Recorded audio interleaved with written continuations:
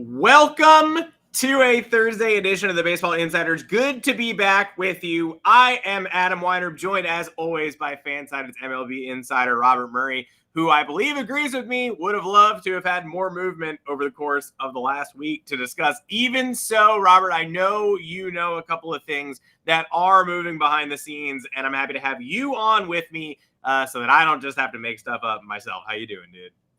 I'm great, man. The market is still very boring. We do have good updates though, so hopefully we got something coming across the finish line at some point this week, because this has been a giant snooze fest. And unless I am misremembering, I think the biggest signings of the week so far are Hunter Dozier to the Angels and Austin Voth going to the Mariners.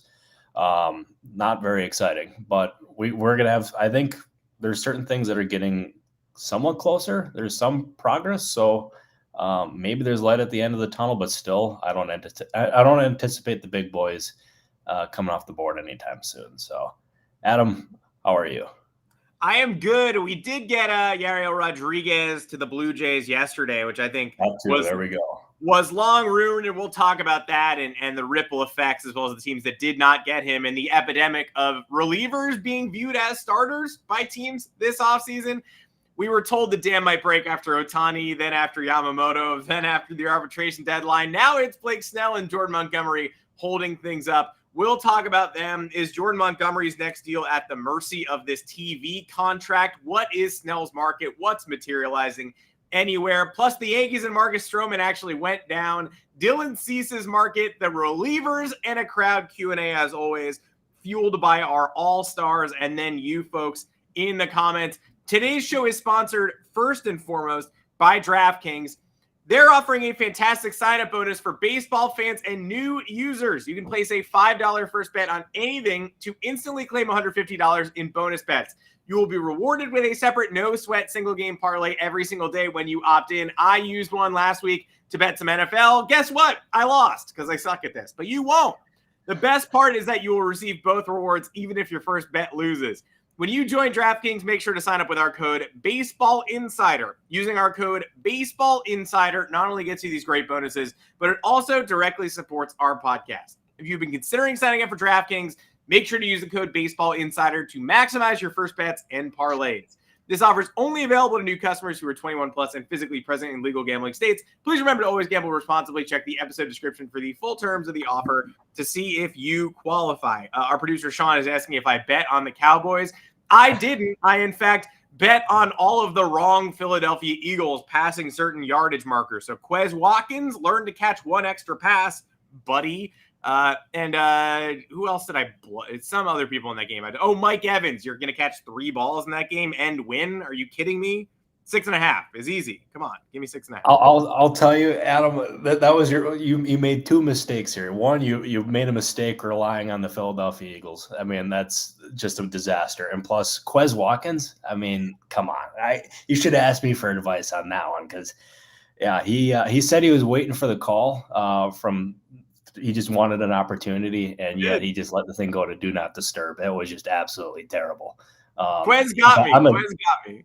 Yeah, he got you. I'm a diehard Birds fan. That game infuriated me. I still can't believe they lost 32-9. What a poverty franchise.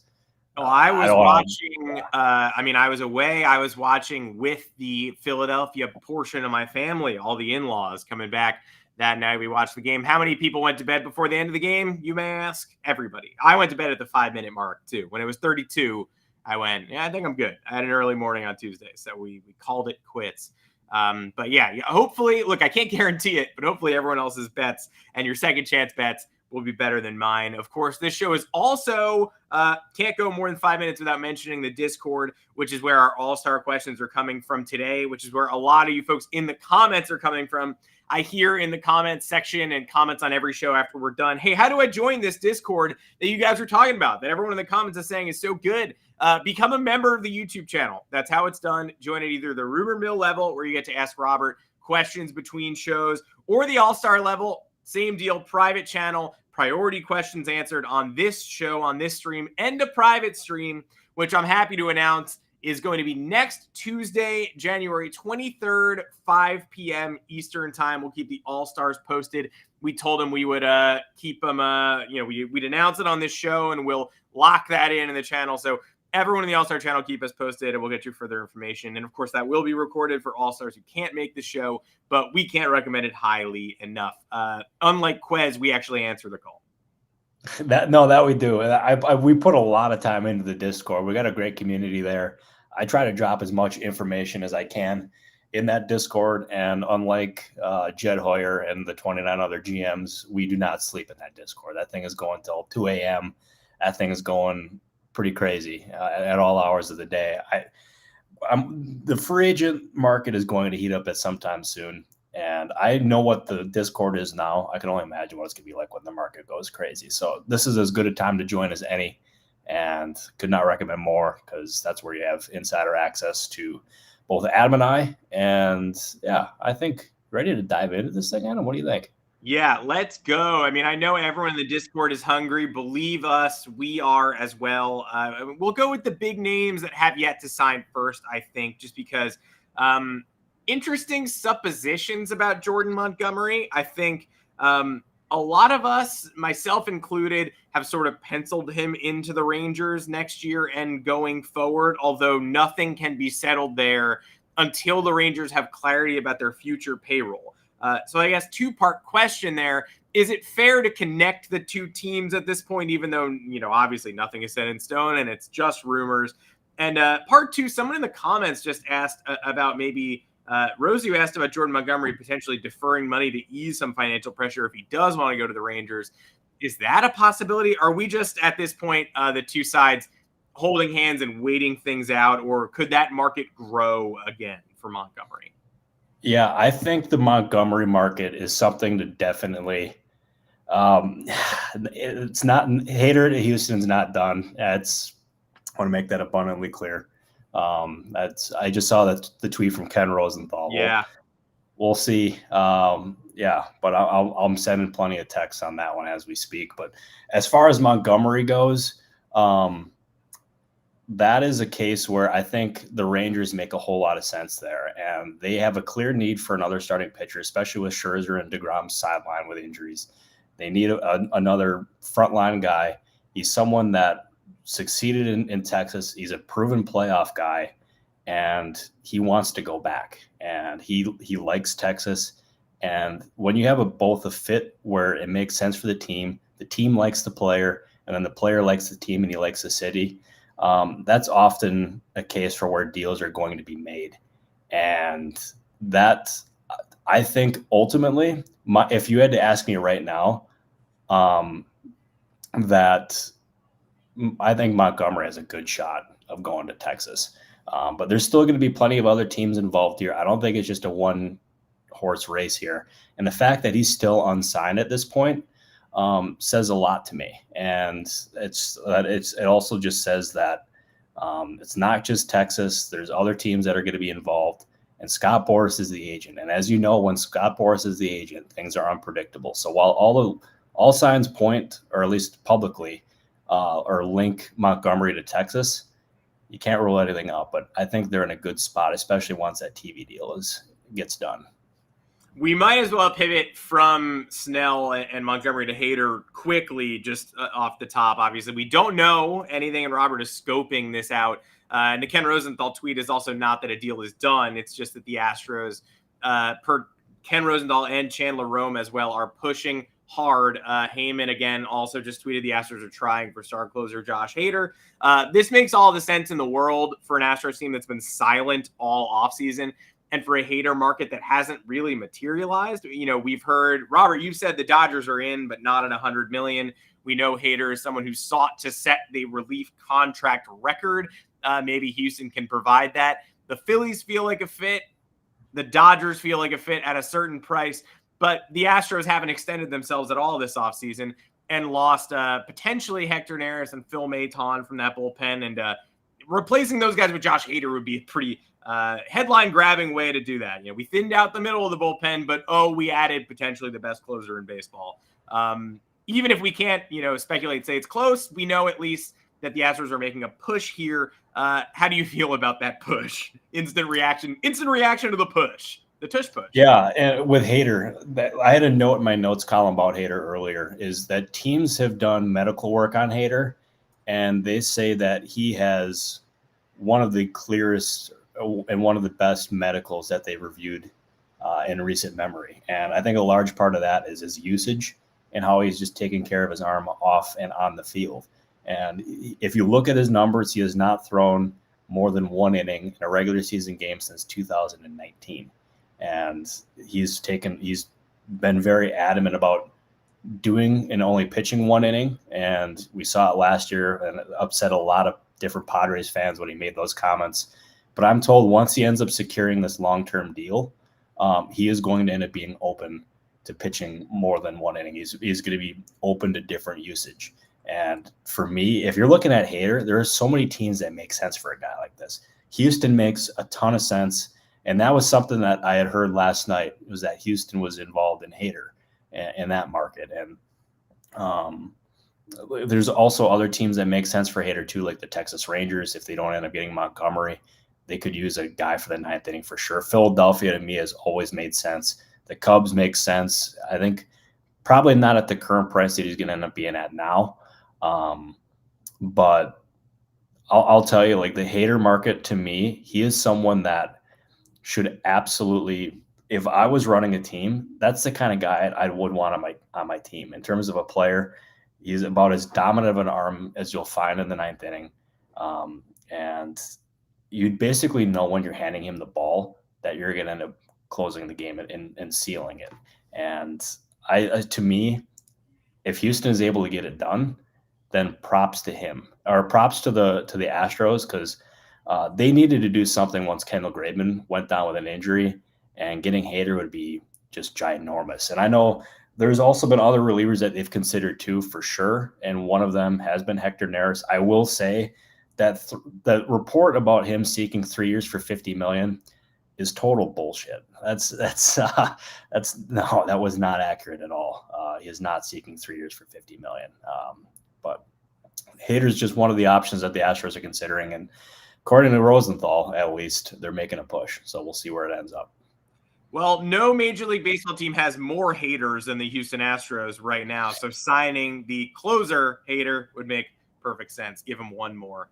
Well, let's pivot back to Snell before we know more here. We were going to talk relief market. I'm glad we were able to move that up in the show because that's a pretty concrete update. We'll chase that one as we can. But a few starters making headlines, and Blake Snell is the one that's confused me a little bit. I've seen a little bit of absurdity here. That Bill Madden of the Daily News reported that Snell's camp was seeking $270 million, which, perked up my antenna as just like, there's no way. Like, obviously, we know that he's looking at a big number, but that number felt so big, it felt like it was leaked by maybe a jilted team that wanted him to lower his price. Who knows?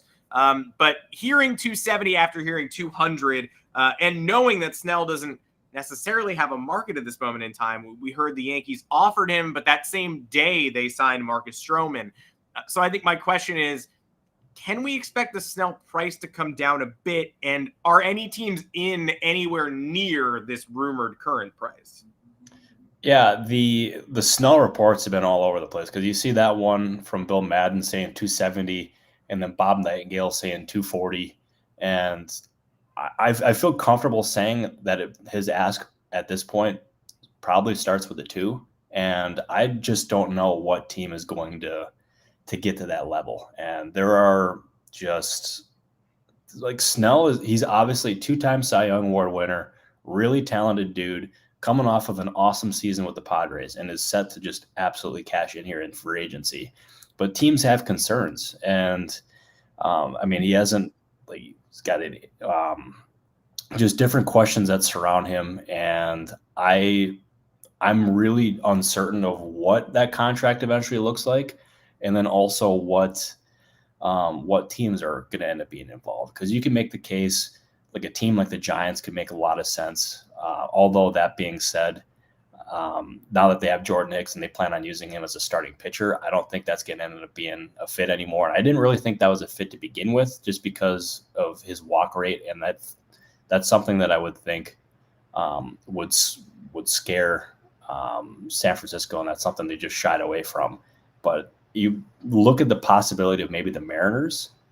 This is like, I want to just stress, this is not me reporting anything. Yeah. But they obviously traded Robbie Ray. They shedded that salary, and obviously they ended up taking some back from the Giants trade here. But there's a need for a potential another starting pitcher. He's from the Seattle area. Would he end up taking a bit of a discount to go to Seattle? That's not in the Boras playbook. I want to make that abundantly clear. That's not in the Boras playbook. Something I've considered, because at this point, there's just not that many, like, that strong of options for Snell at this point, at least publicly that we've seen linked.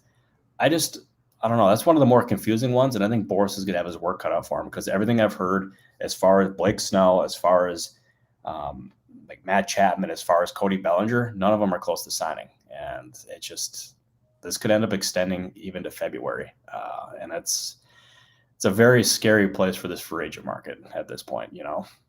I know that Seattle is where I'd want him to be if you let me draft the teams that I would hope that Blake Snell would end up on.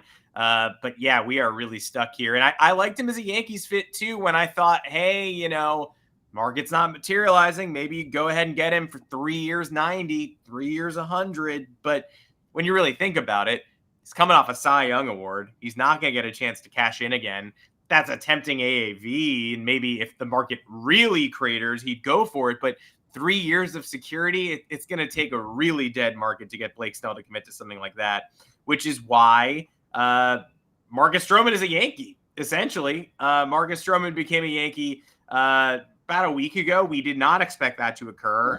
The deal is very team friendly, just $18.5 million per year with some sort of a conditional player option for the third year, making less money than Lucas Giolito will be this year. Based on the way that the market was trending for pitchers, where Giolito gets that princely sum and Frankie Montas gets $16.5 million after an inning and a third last year or whatever it was, I would have expected Stroman to get 22, 23 annual. I am very surprised that this is where the number landed. But after so much back and forth between him and the Yankees and the Yankee fans, it seems like he really did want to go there all along. Yeah, and there was different things that I had heard throughout the offseason with Stroman, and that there was some people who were saying that he had a strong preference to be on the West Coast or just to be in New York. That was something that I had heard predominantly throughout the entire offseason. But a lot of my basis for how just skeptical I was for Stroman's fit with the Yankees came from his comments about the organization and then Cashman's comments about Stroman years ago. And it just did not seem like that would end up being a fit there at all. But the Yankees, Joel Sherman put it in a really good way. He said that the Yankees were desperate, and it forced them to look at options that they probably would be uncomfortable looking at. And I think Stroman was one of them for sure, because of that history. And then if you also look at, they ended up saying that Jordan Montgomery was not going to be part of their playoff rotation 2 years ago, and then they traded him, and now they were apparently pursuing him up until then. And I don't know if they're still in there or not at all. I wouldn't think so, but I guess you don't know at this point. But yeah. The terms, like they really caught me off guard. And I think that was a big reason why this deal was able to get done for the Yankees, because that was a very team-friendly deal. That was something that I know surprised a lot of different people in baseball when the terms were sent, or terms were reported at least. And it was a good deal for the Yankees. Stroman is clearly serious about being in New York. He's clearly serious about being like a key part to this Yankees team.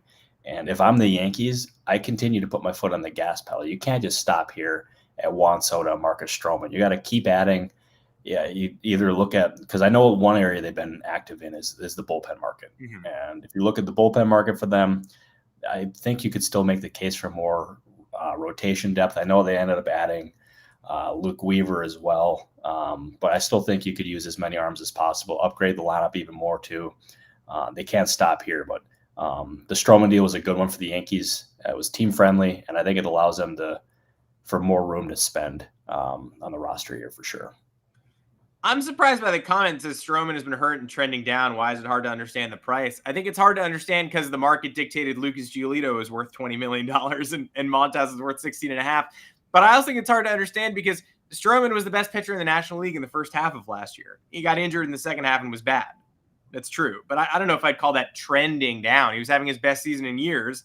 Then he got hurt and he fell off the map. So he's got a long way to go to regain trust in New York. I was at the Knicks game last night. Marcus Stroman was one of the stars at the game in Celebrity Row. He got booed. So he's going to have to pitch well, or else it's not going to go well for him in New York City. Same with Alex Verdugo. But Verdugo's in a walk here. Stroman's got at least 2 here pending a surprising trade. And we'll see if him and Cashman have truly buried the hatchet and if he's able to transfer that hatchet burying to the rest of the fan base. But you're right. The Yankees probably shouldn't be done.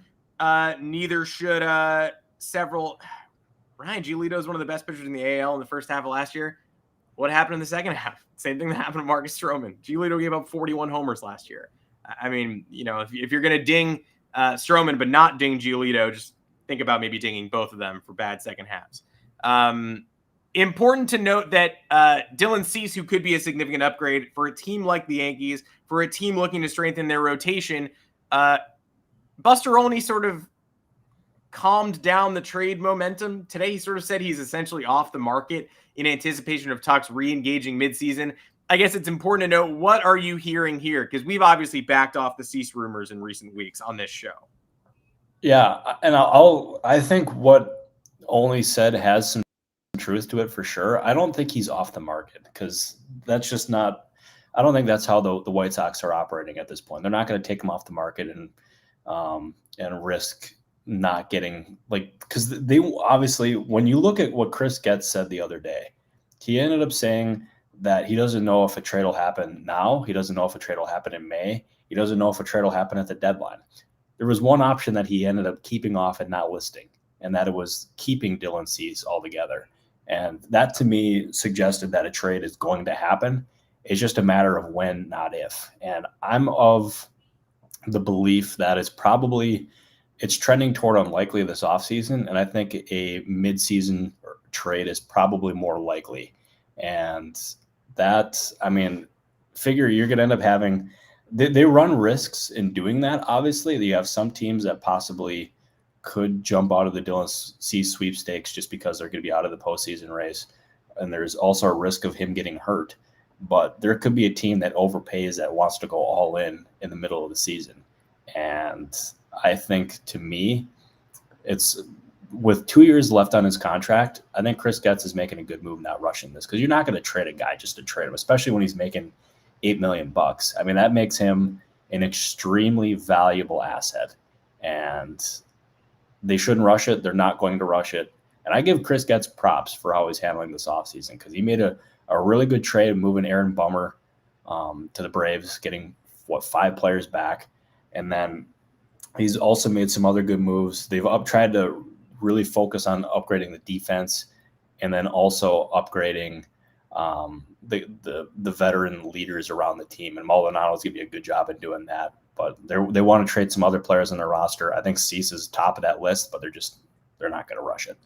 Yes, and lots more movement still ahead of us. And Chris Getz has had an active offseason. Some are surprised that it hasn't been quite active enough, with Eloy Jimenez, rumors that a slow boil, and Luis Robert not really discussed. But obviously there's a ways. Michael Kopech, there are plenty of assets there for a team that's stuck so far in the mud. I want to get to a few all-star questions now from the Discord, especially because I'm seeing some similar themes jump off in the comments. This one is from Adam Hunter in the Discord, who I think I see in the comments here on the show. We wanted to talk about the Jays a little bit anyway because of Yariel. I was personally wondering what was next for them, and so is Adam. So the Jays and Pirates are the 2 teams that were most strongly connected to Rodriguez. Toronto makes that plunge, offers him an opportunity to start theoretically, or at least compete for a role in the rotation. That's potentially a very strong deal for them at a very low AAV, just $8 million for a Cuban import who made his hay in Japan. What are you hearing about the direction that the Jays might go in from here? And I know we have a lot of Pirate fans, so just as a follow, do they have a regroup in their bones as well? Yeah, as far as the Jays go, the Yariel Rodriguez signing was a good one, and they're not going to rush him. They're going to end up making sure that he's that they move him along at a good rate, and they they just don't want to rush him because they view him as a key part to this roster in 2024 and beyond. And the commitment underscores that for sure. And to me, they can't be done. They got to continue making moves. They got to add at least another bat or two. To me, if I was running that team, I would sign 2 bats because that lineup desperately needs it, in my opinion. And after that, maybe you try to upgrade the bullpen as well because you're losing Jordan Hicks this offseason here. Now that he's gone to the Giants. But to me, the Jays can't be done because if you go from pursuing Shohei Ohtani and Juan Soto to missing out on, or to end up just signing Yariel Rodriguez, Kevin Kiermaier, Isaiah Connor-Falefa, that's a pretty underwhelming offseason. They got to keep the foot on the gas pedal. I anticipate that they will. And I would be pretty surprised if they don't leave this offseason with another bat or two. I feel pretty decently confident with that. Should I just jump into the Pirates here? Yeah, jump into the Pirates because our friend Canyon in the Discord did ask. I was going to ask anyway, Canyon, I promise. But I do see that you had that in the All-Star chat. So let's talk about the Pirates as well. Yeah, they are continuing to talk with a bunch of different free agent pitchers. And I would not get your hopes up for it being like a true difference maker. I think at this point it's going to be more of an upside swing because as reported, some guys that they were on for sure were Imanaga, they were in on Yariel Rodriguez, they were in on Shamanaya. They were in on those 3 pretty heavy. And I think now it's just going to be more of an upside swing. And maybe they end up splurging for another guy in the market. I don't know who that would be, but it's not going to be a Blake Snell. It's not going to be a Jordan Montgomery or anything like that. Those guys are going to be too expensive. But I think upside swings for sure, and we'll see from there. And maybe they add another bat or so, but I would not get your hopes up for that much more activity here for the Pirates, if I'm being honest. I see a couple people in the comments asking about the next 2 teams I was going to focus on, which is what we call good synergy. So Josh W. in the All-Star chat, we've ignored the Brewers on the past few shows, and I do feel bad about that. So Josh in the All-Star chat is asking if they've been linked to any free agents other than Carlos Santana. Mitch just asked if Brewers were in on Hoskins. Brandon just asked any Brewers first base, third base updates. So we got the Brew crew in the comments today. And if any Milwaukee people want to suggest restaurant options for me, restaurants and bars, I think I'm going to Milwaukee this summer for the first time. So please hop into my DMs afterwards. But to answer our All-Stars and our commenters' questions, let's just do Brewers market in general. Have they been connected to anyone beyond Santana that you've seen? Yeah, the Brewers are, for now, they're surveying the first base market, and Carlos Santana is a player that they've talked to. I don't really one thing that I'm skeptical with is as far as his contract goes, he made $6.7 million last year. He's probably going to be due for a raise here in free agency, considering the year that he's ended up coming off of. To me, I think I think they're going to end up going in a different direction. And this is just speculation. This is just me. This is how I feel with the Brewers is whenever they've tried to do stuff at first base, they've gone with a lower cost option.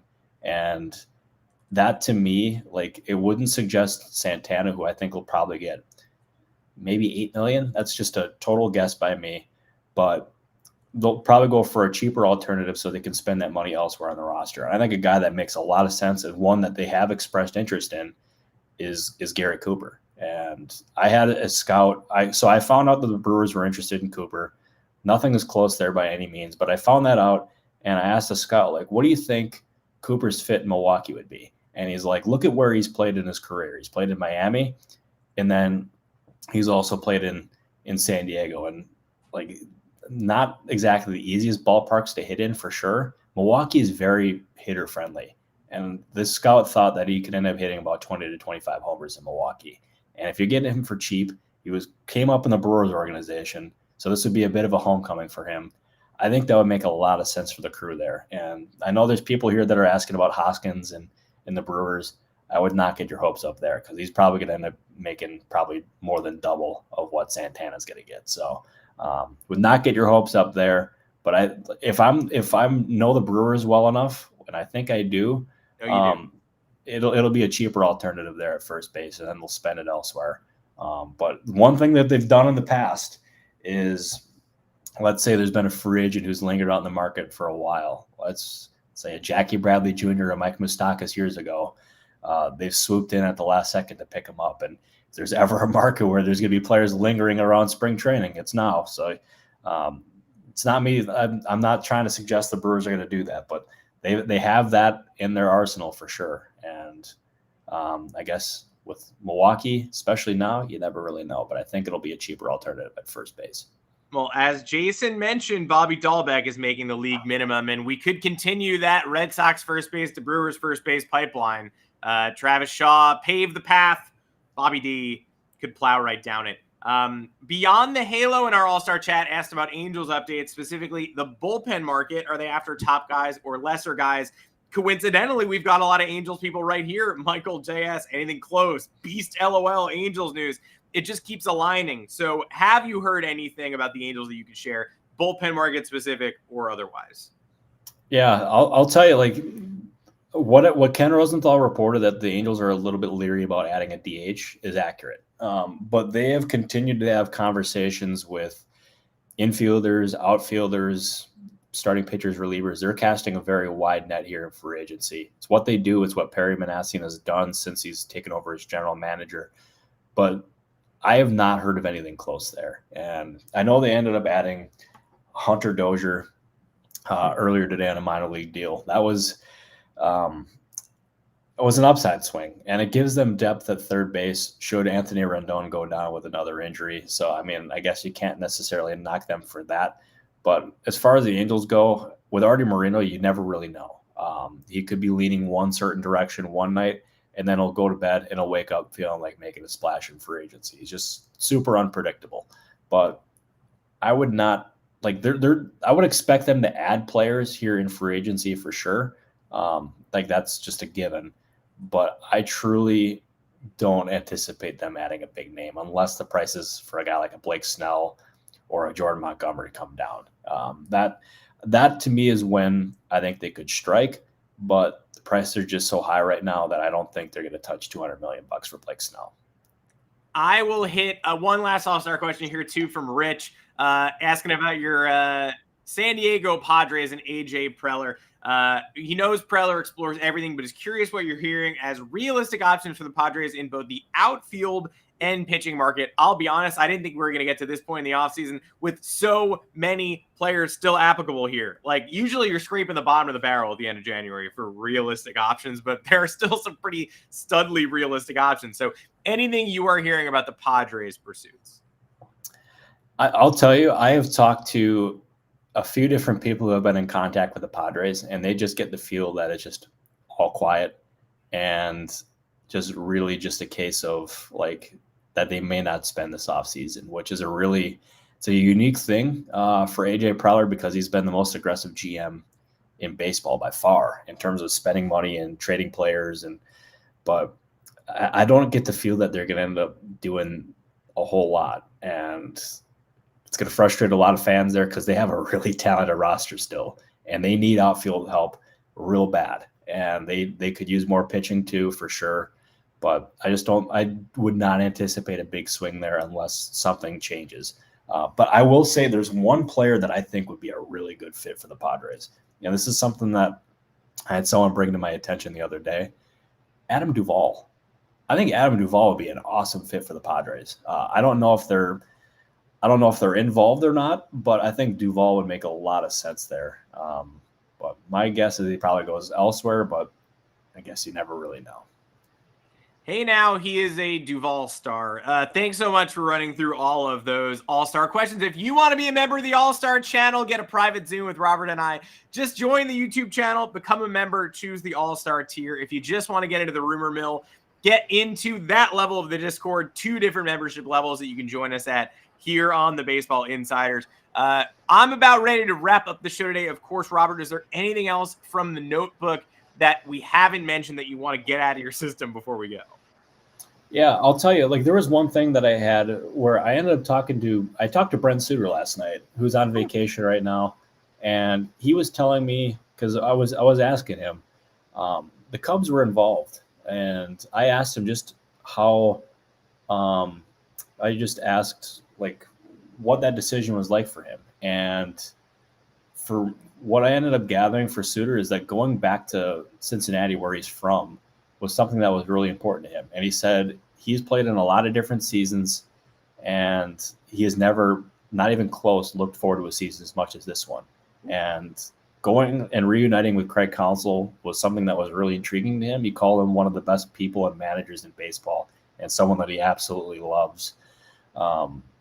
But going to Cincinnati was just a too good to be true opportunity. And he's already talking about getting the teammates together, having them over at the house for cookouts or whatever. And I thought that was a really cool deal. And Suter is one of the single best people that I've ever come across in baseball. So I'm happy for him to go back to Cincinnati. Someone that, I'll always root for that guy. Like as a writer, you can't root for guys, but like I'll always root for Brent Suter because he's always been really good to me. And we here at the Baseball Insiders wish him nothing but the best. Now he's back home. Well, Suter, I'll be there at Cincinnati for opening day, so hook me up if you've got something I can't miss there either. I'm just asking everybody for suggestions. Trying to do a little baseball tour this year. Hopefully, those are two spots, Milwaukee and Cincinnati, where I definitely will be at. Sorry, Cubs fans, RIP to you. Not really. Brent Suter's happy. You should be happy for him as well. Well, that is it for today's edition of the Baseball Insiders. We'll get you all we can get you. Next week, we'll be right back here on Monday afternoon, 3:30 Eastern.